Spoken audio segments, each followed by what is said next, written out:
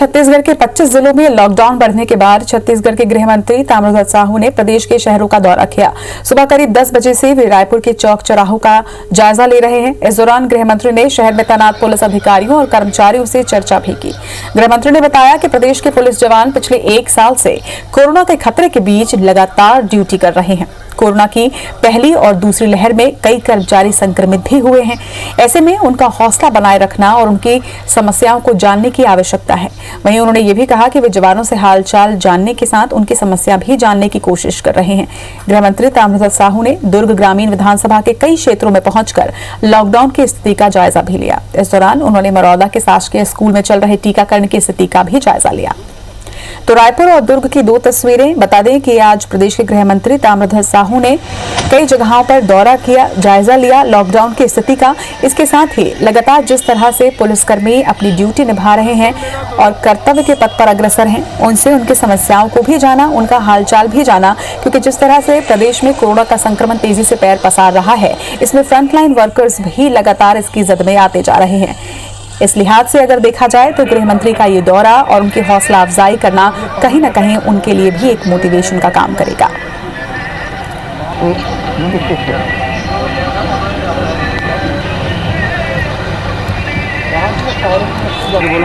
क्या चोर चमार है क्या? मोहल्ले में नहीं खड़े होंगे, कहाँ खड़े हो?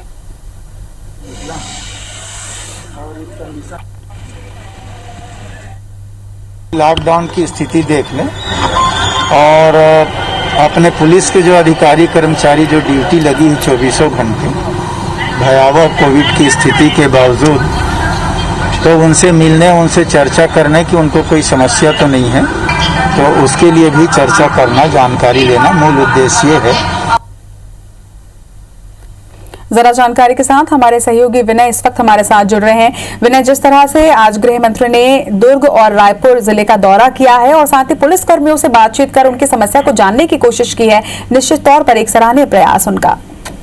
देखिए, पिछले 1 साल से राजस्व विभाग का अमला, स्वास्थ्य विभाग का अमला, नगर निगम का अमला, इन सभी के साथ साथ में पुलिस विभाग के अमला पूरा लॉकडाउन के नियमों का पालन कराने, लोगों से जागरूकता फैलाने और व्यवस्था बनाने में लगा हुआ था। इस दौरान करीब 125 से ज्यादा छत्तीसगढ़ में जवान जो है वो संक्रमित हो गए हैं। कई सारे संक्रमित जवान है, उनकी मौत हो गई है। इन सब तमाम चीजों को लेकर के अब जब एक बार फिर से रायपुर सहित 25 ऐसे जिले हैं जहां पर लॉकडाउन की जो अवधि है वो बढ़ा दी गई है, तो उनमें किसी तरह से मनोबल कम न हो, उनका उत्साह कम न हो, अपनी ड्यूटी तत्परता से कर सके, इसके लिए गृह मंत्री आज रायपुर और दुर्ग की जो सड़कों पर निकले और उनसे बात की, उनसे चर्चा की कि उनकी क्या समस्याएं हैं, उनकी क्या जरूरत है।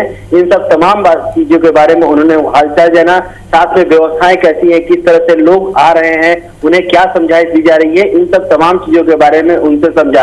अधिकारियों को त्वरित ही उनके जो छोटे मोटे जो मांग थी उससे निर्देश दिए, जैसे कि खाना पहुंचाना, पानी देना, इन सब तमाम चीजों को बैरिकेडिंग करना, टेंट लगवाना, इन सब तमाम चीजों के बारे में निर्देश दिए हैं। और बड़ी मांगों को लेकर के जैसे हमने उनसे बात की कि क्या जवान उनकी मौत होती है तो उस दौरान जो परिजन है क्या उनके अनुकंपा नियुक्ति जाएगी, तो उन्होंने बताया डीजी को कि हम इस पर चर्चा करेंगे, उसके बाद ही कोई आदेश जारी किया जाएगा।